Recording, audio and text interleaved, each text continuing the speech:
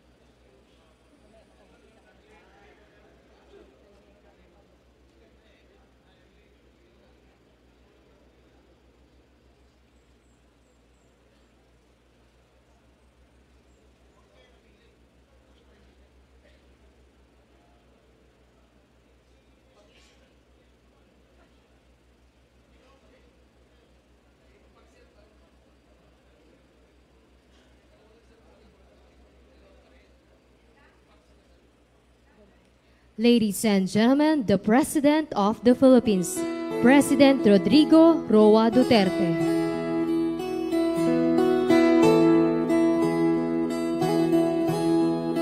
Ikaw ang Pangulo para sa pagbabago. Sawa na ang bayan ko sa magnanakaw na tao.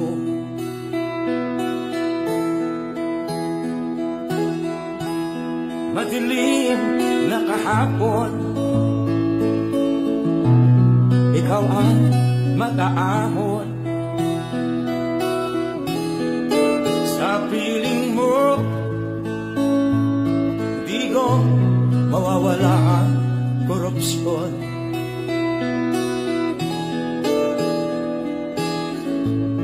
Tayo na, Pilipinas, tayo na magbago. Hawak kamay tayo para sa pag-asenso.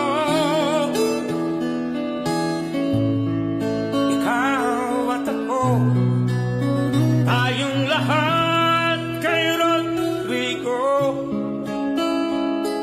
Duterte, para sa tunay na pagbabago.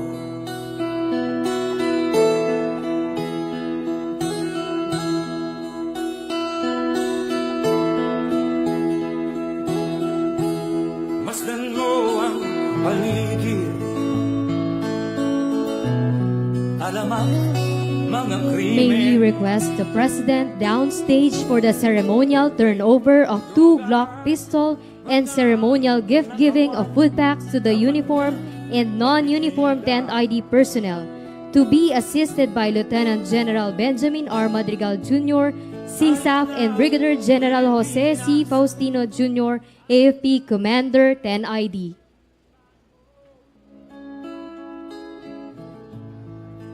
To receive the Glock pistols, may we call on the following: Lieutenant Colonel Franz Joseph S. Diamante, Infantry, Philippine Army;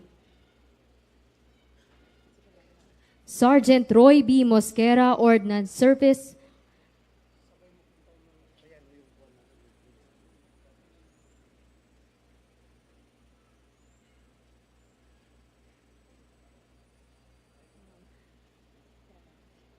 Sergeant Roy B. Mosquera, Ordnance Service, Philippine Army;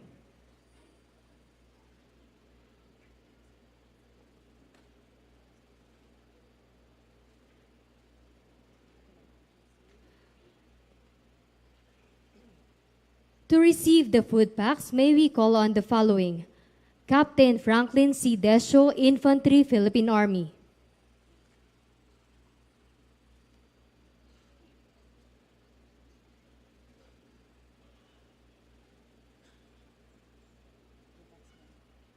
First Lieutenant Carissa Luis A. Guzman, Dental Service, Philippine Army.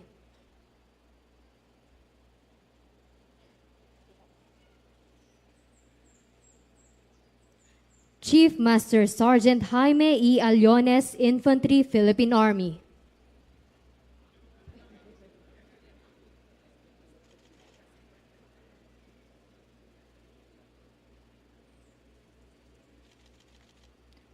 Corporal Kari John M. Faranyal, Infantry, Philippine Army.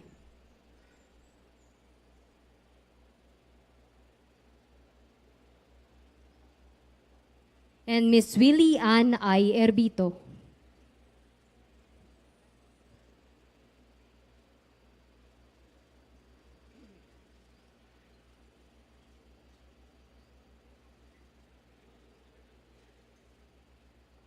Thank you, Mr. President. May we now proceed to our formal program. May we request the President to come on stage.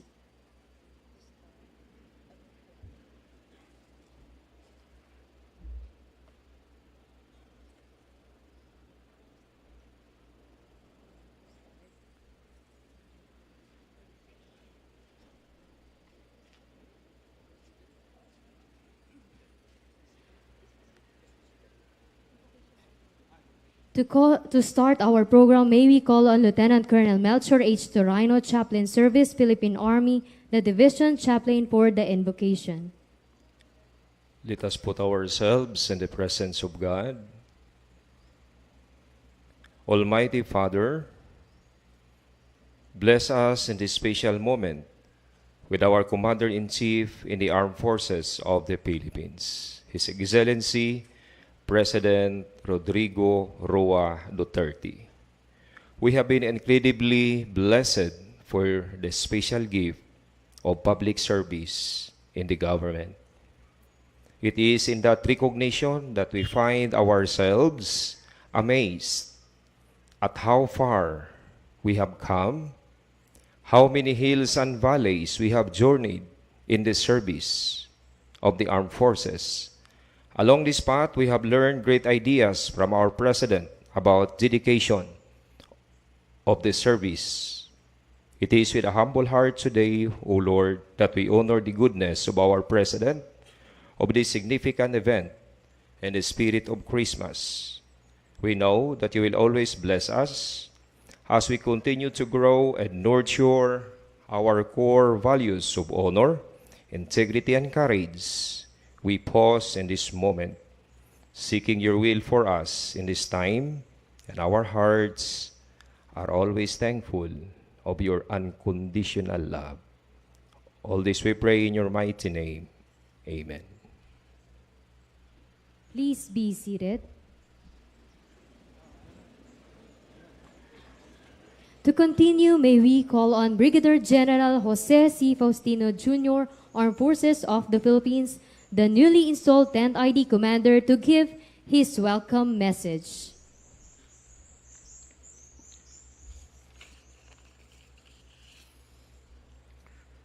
To the President of the Republic of the Philippines and Commander-in-Chief of the Armed Forces of the Philippines, Mayor Rodrigo Roa Duterte,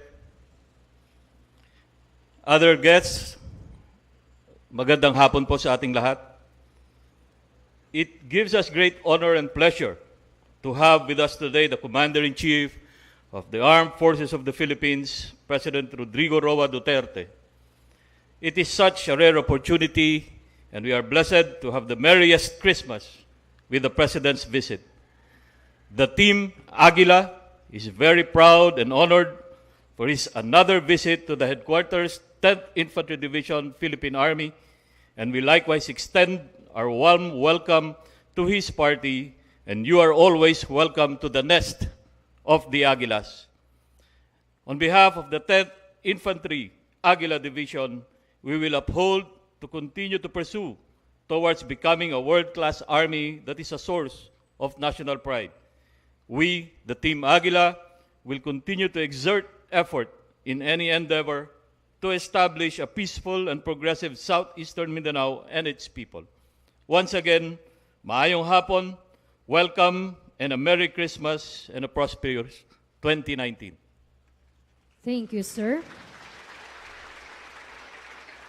At this point, may we call on Undersecretary Arthur I. Tabaquero, Office of Presidential Advisor on Military Affairs, to introduce our Commander-in-Chief. Mga pinuno, kawal at kawani ng 10th Infantry Aguila Division, ang ating pinakamamahal na Pangulo, Mayor Rodrigo Roa Duterte.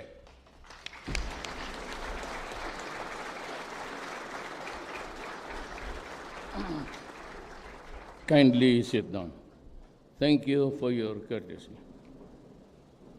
Presidential Advisor for Military Affairs Arthur Tabaquero, AFP Chief of Staff Lieutenant General Benjamin Madrigal, Lieutenant General Macaraig Alberto, Brigadier General Jose Faustino, the officers, enlisted personnel, and civilian employees of the 10th Infantry Division, ladies and gentlemen. It is an honor and a privilege for me to join the brave men and women of the Philippine Army's 10th Infantry Division, which has always been close to my heart because my home city of Davao has always been under your care and protection. As we celebrate the holidays, I would like to extend my greetings to our troops, respective families, and loved ones who have also shared the risks and sacrifice of our soldiers as they face today security challenges. Let me recognize the division's gallant efforts in combating communist insurgency that has surrounded this part of Mindanao for decades. The surrender of almost 8,000 communist rebels and the recovery of some 700 firearms just this year alone speak well of the division's commitment to end the rebellion for good. I am therefore taking this opportunity to call on communist terrorists to abandon their extreme activities and return to the fold of the law. Disregard the outmoded ideology that led you astray, and reintegrate into society so that you can lead more undignified lives. I also call on our troops, especially the men and women of the 10th Infantry Division, to remain committed to their sworn duty to protect our people and defend our democratic rights. I have never doubted your capability to keep our nation safe from all threats, and assure you of my full support as we continue to ensure the security of Mindanao until the lifting of martial law. In return, I assure you that this administration will continue to pursue our AFP modernization program so you may perform your duties more effectively. We will improve your skill, invest in your professional development, and look for the welfare of your families. As we celebrate Christmas and welcome the New Year, I am confident that the armed forces of the Philippines will continue to ensure that peace will reign across our nation for the years to come. Before I end my speech with the salutation, may I just say a few words. Hugot maning 5 star. 4 star siguro lo agra.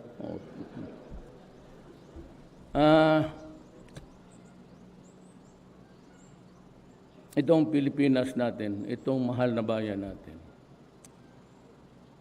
We yearn for a progressive, productive, a good country that can provide the next generation a better life, better opportunities, and more or less a very comfortable life. Ang problema dito, sa totoo lang talaga, unless, tandaan itong salita ko, I will be long gone, but the problem must still linger unless we can have law and order. And we can stop corruption in government. Baka. Pero pag wala yan, wala talaga. Law and order means we have to destroy, not really fight, but destroy the Communist Party of the Philippines, including its legal fronts and infrastructure. There will be a time when the legal fronts will be pretty really obvious to us that it is a conspiracy to just fight and overthrow this government. That is the avowed claim of all. Yung nasa daan, front area, at itong mga kriminal na sa bukid. Unless we are able to destroy every one of them, ang ating mga anak o apo ninyo, ganon pa rin ang harapin. And many of them will be soldiers, and many of them will die without seeing the outcome of what would eventually be the Republic of the Philippines. Unless we can get rid of Shabu, it has caused a total dysfunction of our society. One pusher can destroy several families. Kaya kung gusto mo sisirain ang isang tao, all you have to do is to create a monster in that family. Paglagay ka lang ng Shabu ng isang bata dyan, sira na yung pamilya na yan. It becomes dysfunctional. Magnakaw, maglaban ng kapatid, magipag-away kanino, eventually killing innocent people under the influence of the evil drugs. At walang pipiliin yan. Bata, babae, lahat. And this has happened. And for those idiotic human rights, ang mensahe ko sa kanila, mga putang ina ninyo, wala akong pakialam sa inyo. You know, it's a piece of carcass. But this guy who has been distributing Shabu by the hundreds destroys every family around. You know, Bato gave us a figure of 1.6. During the time of General Santiago, he pegged it at about 3 million. Whichever it is, anumang numero na yan. Kung nandoon ako kay Bato for the lesser number, then you have 1.6 million slaves in this country. Slaves called to a drug, whose brains are blasted, they no longer work. If he's the head of the family, wala ng pagkain, eskwela ng mga bata, and all the untold misery that a family can suffer because of drugs. And they are aplenty. For every one addict, he distributes 50 or 60. Then exponential ang increase niyan. And Shabu is a commodity for the poor. Ang mga mayaman, cocaine yan sila. Sa mga barko, mga yate nila. Ang tinatamaan yung mga pobre. It's 200. That's about 600 per week. Times 12 months. Times 1.6 million. You have the number of something like 2 billion plus. industry. Money that would go to fund education of the children para sa mga anak nila, aral, pamasahe. Sisirain talaga tayo ng mga putang inang. And before you know it, we are just like Medellin or all that we know is that you kill, and that's the norm of the day. Yung normal sa kanila yan. Magpatayan, mag-rape, at walang gobyerno doon, mga judges, niyayari, pinapatay yung mga piskal. But in this country, marami rin tayong putang inang problema. Meron rin tayong mga general na polis. May mga polis tayo na opisyal.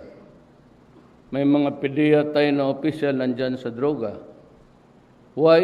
It is a very corrosive basta pera. Mahirap kontrahin ang pera. Pag libo-libo na nabago dyan, matutumba ka. Only those who are really yung sikmura talagang but even the police, they are in shambles. Kaya ang namamatay ngayon, mga PDEA director, PDEA assistant director, kasi sila yung talagang nanguhuna. At diba, usapan naman natin yan. Kima general ka, kima major ka, major problem, major. Pag nag-abot tayo, lang, yayariin ko kayo. Walang choice eh. It has to be our oath of office says. I can state it in 2 sentences. Haba yan. That you have to preserve the Republic of the Philippines. And then you have to protect the people of the Republic of the Philippines. Yan. So, ang ating problema is the rebellion in the South. Ang isa doon is territorial driven. The lost cause of the Muslims. We admit that they were ahead of us here. And we admit that some of them might have the priority in the use of the land. That's why we have the ancestral homes, and we are ready to concede as long as it does not result, concede a certain portion of the territory of the Republic. Huwag lang ma-dismember ang ating bayan. Kapag ganon, wala talaga tayong ibang pupuntahan ng gera. But as long as they remain reasonable, and Ms. Wari has said that he's going to talk to us. Nirindahan niya yung kabayo niya. Good. And give us time to talk to the MI. Pero I hope na pagkatapos nito, since we are dealing in good faith, dapat ni-reciprocate na. Sino bang gustong buwagin itong bayan natin? And I said, I would never, never, never allow the disbandment of this country. And huwag sa panahon ko, maghanap ka ng ibang presidente. Ako hindi talaga ako kayo. Yung Abu Sayyaf na yan, kaya binigyan ko kayo ng lahat. Nandiyan na, we are the symbolic alam ko kukunin yan ng NPA. Yung mga buang yan sa labas ngayon, nagalaway yan, mga yawa na yan. Kalaban mo dyan, Sparrow. Kindly listen. Do not belittle the police team that's going around. I'm just telling you small tips. If you already know, then you just listen. It might be an added learning. Kasi kalaban mo dyan, Sparrow. Kukunin talaga sa inyo yan. So, meron naman kayong mga halos lahat may kamera. before you go out, you better go around the camp and kunin mo yung mga picture dyan sa labas. And if you see 2 or 3 standing there for 4 hours, walang ginawa, marami ng sigarilyo, baka paglabas mo, nakatrigger ka talaga. Ngayong panahon ito, nakatrigger ka. Huwag yung, basta nakatrigger ka. Hindi na bali, sabihin ka, hambugiro ka. Total, hambugiro naman talaga kayo. Tuluyan na lang ninyo. Nakatrigger, huwag kayo magkumpiyansa na. At pag konting magkamali, pag bumunot yan, at kung mabunot niya, bayag niya, malas niya, any overt act, this is my guidance to you. You need not see a gun. Pero sa harap mo kung bumunot in the traditional sense na gustong bunutin, bumunot ka na. At pag nagkamali tayo, magtakbo ko ulit dyan sa kampo sa loob. Huwag ka nang lumabas. Yung sundalo na nakabaril, sino? Yung tumakbo dito, wala man sundalo tumakbo dito. Tago-tago lang muna. Pero the overt act, even in America, nakapagsunduan doon sa chief of police. Huwag kayo manawala ng human rights. Walang inutil yung mga putang. Wala bang utak yan? The slightest movement that would tend na medyo yung tingkoy mo, ano bang tingkoy sa Tagalog? Ano nga rin titindig, natatakot ka. Dati si Warning, pag total pagbunod mo kung walang baril, tatakbo yan. Di wala, di pasok mo sa loob. Kung nakasuya, kung suya ka, di praktisan mo na lang.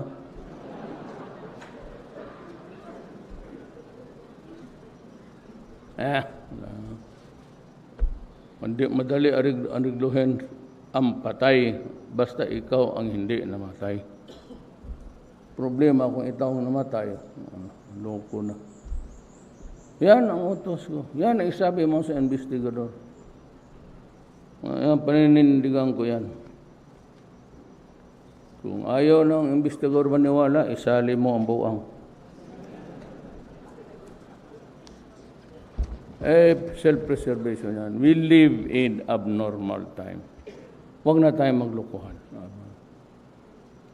Kaya galit ako dyan sa mga esparo. Huwag kayo magkumpansya talaga. Yung sense of ninyo. Kaya ako hindi ako paborito maglakad kayo baski may mga baril kayo. Magpahatid kayo. Huwag dyan sa mga terminal. You ride in some other places. Kaya nung itong mga PC na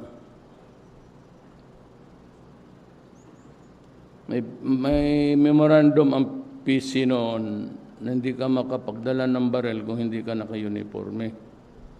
E di yung mga polis ko doon sa Marhan, Kalinan, nag-uniforme, full pack, naka-uniforme. Pagsakay sa truck, kinuha yung baril, binaril sa ulo, yung baril niya ginamit pa, binaril uli. Sabi ko, sino naman nagturo sa kanila na mag-uniforme ka, nakalaylay ang baril? Sabi niya sa Maynila. I will not mention the name of the general. Pero nagmura ako. Sabi ko, putang ina ka naman, general mo. No? Saan mo nilagay yung utok mo? So he came here. Mayor pa ako noon. What kind of a stupid, no? Ibahog ni mo imong sundalo. As much as possible. Kasi ang amoy niyan, halos pareha sa atin. There is a parity, tabla sa pang-amoy-amoy. So that's a problem. The second question really of guns is, na-assign kayo dito sa South, much nearer, and maybe an immobilization, in all probability, kayong ipadala dyan sa southern area. At ilang beses ko na nakikita yung mga sundalo na capture ng Abu Sayyaf at decapitated in front of a video camera. Kaya binigyan ko kayo ng armas. That is your, wala man kayong fixed bayonet. Di naman uso yan. So if you run out of bullets, ubusin mo yung nakadeploy sa magasin. Pag marami pang kalaban, bunot ka ng isang magasin. Ubusin mo as many as you can. Yung third magazine mo, hatiin mo. Huwag mong ipaputok lahat. At makorner ka na, wala ka ng bala, kainin mo na ang baril mo. Do not give me that spectacle of coming home with a video na pinutol yung ulo mo. Lahat tayo, we make a pact. Di tayo susurrender ng gano'n. If we choose to be a warrior, we die like a warrior. Hindi yung bababuyin ka, i-capture ka, mamasahiin mo sila araw-araw para kamboy doon, utusan ka, magpatila kung ano patilaan ng mga putang ina. Doon at total papatayin ka lang naman, hiyain ka pa. Yung pinakamagandang bala, meron yung malakas. Mapagputok, mawala talaga yung ulo mo. Ay mas mabuti at walang sakit. Ako manood, hindi ako masaktan. Sabi ko, tunay ito na sundalo. Pero kung ako manood sa TV, na ginugulgol yung ulo mo, magkain ko na rin ako ng bala sa konsume. Kainin ko na rin yung bala. Kaya ako bang black hawk down ako dyan for whatever.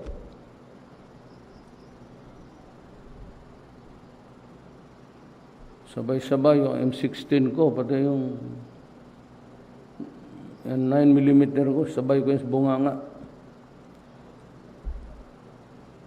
Yan lang natin. Let them realize that hindi tayo duwag. Lalaki tayo. Lalaki tayo. Pagkatapos ng operasyon, kailangan natin ng babae. Gara po ng mga sundalo. Bigaon. Anyway, I'm here to visit you. I cannot make it on Christmas Day. In my time, I'm giving you everything. Lahat na hiningi ninyo. Anong bayan niyo? Double your salary and kayo matakot, ang buhay ganun lang yan. Destiny lang yan. Your Bilona has 50 million. Your AFP has 50 million a month. Hindi na nyo maubos yan.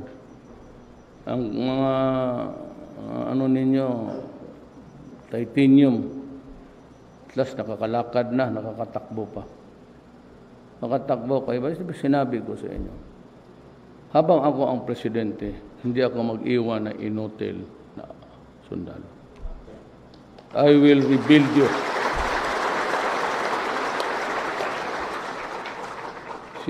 Sino yung nabulag? I had a dinner with the wounded soldiers the other night. Lieutenant po ba?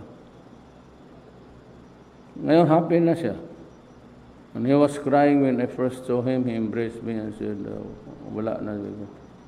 Bata, ang buhay hindi naman matalang. If you have skills, ngayon, nasa Alginaldo na siya. Sa computer. Normal. Tapos yung asawa niya, pinatransfer ko doon sa opisina niya. Sabi ko doon kayo para malapit lang. And all soldiers, pag namatay, automatic ang inyong pamilya may bahay. Basta wala kayong bahay. Mamatay ka, patayuan kita ng bahay para sa pamilya.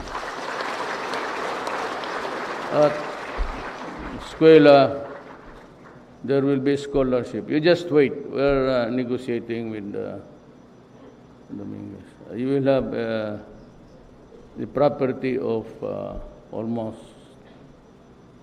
3/4 of Aguinaldo.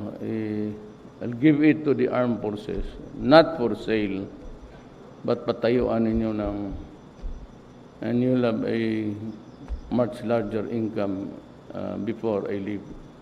Yan ang iwan ko sa inyo, na may pera talaga kayo kung sakali may ipit-ipit sa buhay.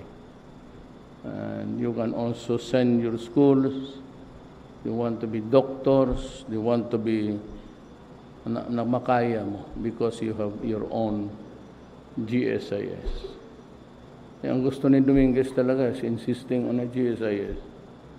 Wala tayong magawa, Secretary of Finance. And besides, you must remember that ang father-in-law ni Dominguez is a military man. Yung Andrews Air Base ng Zamboanga was named after his father-in-law. So, he thinks well of you. We're looking for a way na may maiwan kami na pera para sa inyo. Na pagkatapos ng serbisyo, hindi kayo mahirapan magpaaral ng anak. Kung gusto ng doktor, yan lang ang gusto ko yung tablasan ng parity. Para kung ano yung maliit sa sundalo, kaya ng general. Kung anong kaya ng general, even lang sa education. Hindi sa pagkain, sa mga bakasyon. The life is never fair. Ganun talaga ang buhay. It's never fair. But at least we can approximate equality by just looking at the situations. I hope we will complete the project before I end my term. At huwag kayong maniwala dyan sa mga diktador. I tell you, I will not stay a minute longer. Pag sinabi na tapos na ako. Pag hawakan ninyo ako, hindi nyo palisin, mag-iyak pa ako, tatakbo, sumbong ko kayo sa nanay ko. I'm here to serve on a agreed period. It will be so. It's a gentleman's honor. Huwag kayo maniwala dyan sa mga... Hindi raw ako nagtatrabaho. Gago. Wala na nga akong panahon. Kaya karami ang Viber na politika. Lalo na yung mga left ko magsulat. Ako destroy the left. O ayaw bang di yung bigyan ng konting pagkakataon?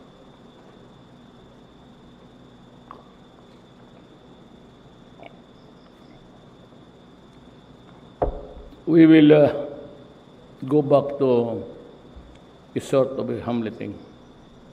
That idea was intended for them. Na habang sanang may usap, dyan sila sa Hamleting, we will feed them. I will pay for the billeting of the leaders habang nag-uusap. Hindi naman pwede tayo mag-usap hanggang 60 days would be good. Itong mga bakla na putang ina kung anong akala mo, itong si Season, akala mo gwapo. Hindi na nahiya sa sarili niya. Paano kaya sabi ko, makita ako yan dyan sa airport, sampalin ko yung putang ina niya. Palagputong ko ng pustiso, Bugiro? Kala mo sino? We have to destroy them. Destroy them. Wala namang, magkakaroon maniwala ng human rights. I assume full responsibility. Turo, kakita ninyo, ako lang ang dinidemanda ng mga gago. Well and good. Look, the presidency, alam ninyo yan, is a gift from God. Kilala naman ninyo ako kung sino ako at anong my gift to you Filipino, may freedom. Pag ako ang sinabi may kasalanan, aminin ko lahat yan at ako'y makulong, magpakulong ako. Okay lang. It would be an honor to go to prison for the Filipino. Ano naman yung isang... Pero huwag din intindihin yan. And destroy them because they are destroying us. The avowed claim is to overthrow the government. Ano pa ba ang gusto nila? Abu Sayyaf must be destroyed. Hinatid ko nang ang isang division doon the other day. Then itong mga Shabu, patayin ninyo yan, isas ko social dysfunction. Kawawa ang Pilipino niya. Yan ang dapat patayin niya na walang mercy. Yan ang dapat patayin na itapon lang sa palang araw. Pag yan. Ganyan mangyari. Gaya ng Indonesia ni Suharto. Nung nag-forging sila, tinapon lahat yan sila sa river. Pinabaho doon. For those who want to destroy a society. Pag nandyan na ang gobyerno, tama naman ang ginagawa, palitan mo ng para kay sino. Mahirap yan. So, ngayong gusto mag-Christmas, bahay ko, I celebrate alone. But if you want to go there, fine. Merong, siguro naman itong mga PSG, may party ba kayo? Wala na. Tapos na. Huwag tayo maghinto. Ano ba na bukas? Party kayo. Kung magpunta pala sila, painitin mo lang yung mantika dyan. Well, anyway, I cannot say to everybody Merry Christmas, especially to your family. We'll just pray that you're in good health. Just be careful. We do not subscribe to their ceasefire. We are ready for anything. And I said, change your paradigm. Do not fight them. Destroy them. Destroy them, kill them. Basta destroy them. Na sinong nag-utos? Ako po. Si magyabang tayo minsan. Si 5-star lang.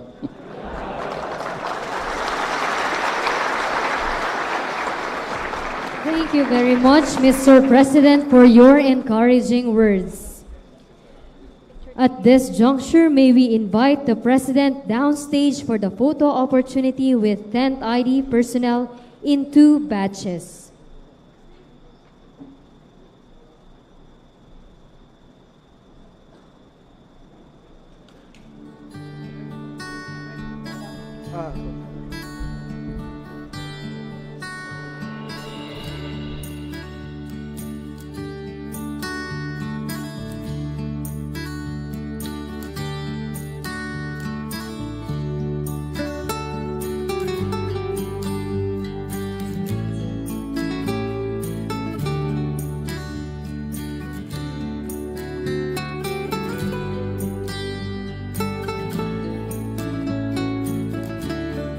Thank you, Mr. President.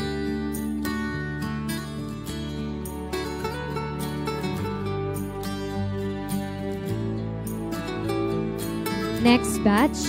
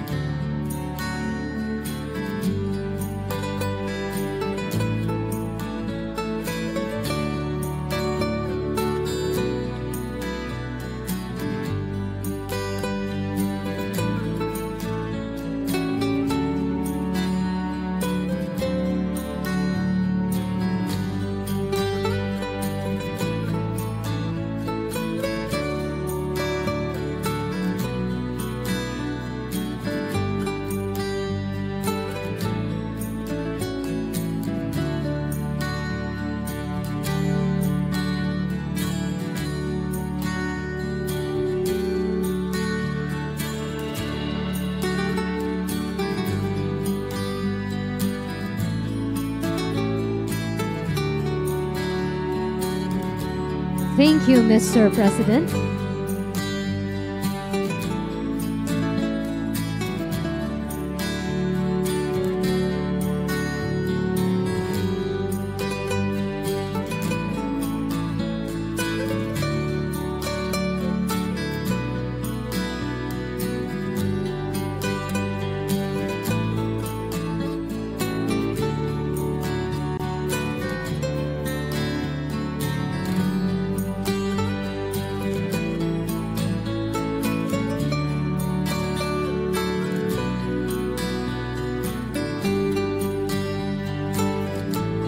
Thank you, Mr. President. That concludes our event for this evening. Once again, thank you, President Rodrigo Roa Duterte, for being with us tonight. This is First Lieutenant John Marie F. Molinar, Ordnance Service, Philippine Army, your host for tonight's event. Ladies and gentlemen, that ends our program.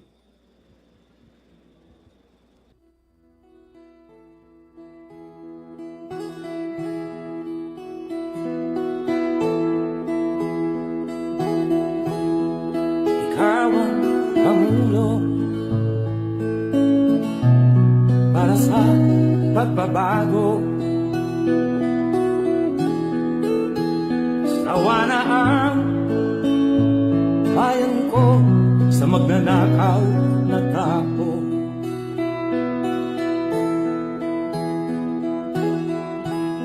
Madilim na kahapon,